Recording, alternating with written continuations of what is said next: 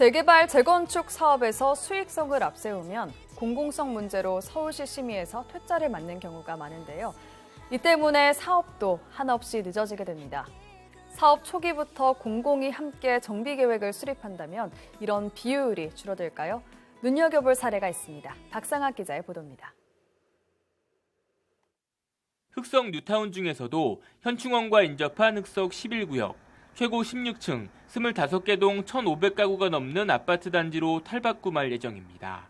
천편일률적인 고층의 성량갑 아파트를 탈피해 현충원과 한강변 경관을 고려한 친환경 설계안이 적용됩니다.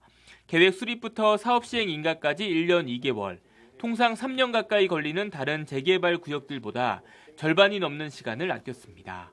이는 흑석 11구역이 서울시 도시건축혁신 1호 사업지로 선정된 이후 공공과 민간이 협력해 공공성이 담보된 합리적인 정비 계획을 수립한 성과입니다. 서울시 이게 자문위원단이 있어요. 혁신단 자문위원단이 있고 그다음에 이제 공공건축가, 그다음에 조합, 그다음에 우리가 이제 신탁 대행자 방식으로 하게 돼 신탁 대행자. 이렇게 혼연일체가 돼가지고 같이 참여를 해가지고 하니까 그것부터 바로 아니십니까? 그런 것들이 해결이 되는 거죠. 이제 문제점들이. 그러면 서울시가 2019년 발표한 도시건축혁신 방안은 사전 공공기획 단계를 신설해 정비사업 첫 과정부터 가이드라인을 제시하고 조합이 이를 수용하면 불필요한 심의 과정을 줄일 수 있습니다. 흑석 11구역, 공평 15, 16지구, 상계 5단지 등 4곳이 첫 시범 사업지가 됐고 지난해에는 신림 1구역을 포함해 오금현대 아파트 등 5곳을 추가로 선정했습니다. 신림 뉴타운의 70%를 차지하는 신림 1구역은 관악산 중점 경관관리 계획에 발목이 잡히면서 여러 차례 심의가 보류됐지만 공공기획을 통해 공공성이 강화되고 사업성도 확보됐습니다. 기존 가구 수도 4,200여 가구 규모로 대폭 늘어납니다. 복개 하천 위에 지금 도로와 시장이 있는 것을 갖다가 자연 하천으로 이렇게 복원하면서 단지를 배치하는 것은 사실은 사업 주체만 가지고는 할 수 없었던 문제가 아니냐. 오세훈 서울시장은 재개발 활성화를 위해 모든 신규 구역에 이 같은 공공기획을 전면 도입하겠다고 밝혔습니다. 공공성이 담보된 계획이 수립되면 도시계획위원회의 심의기간이 단축돼 통상 42개월 정도 걸리던 절차가 3분의 1 수준인 14개월로 줄어들게 됩니다.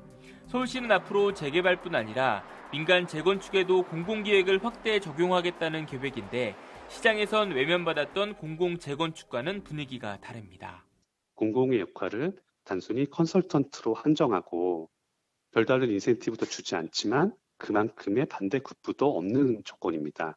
따라서 이런 식이라면 공공이 참여해서 사업 기간을 단축하는 것 자체가 조합 입장에서는 사업성 상향의 요인이 되기 때문에 서울의 재건축 조합들이 서울시의 공공기획에 참여할 요인은 크다고 볼 수 있습니다.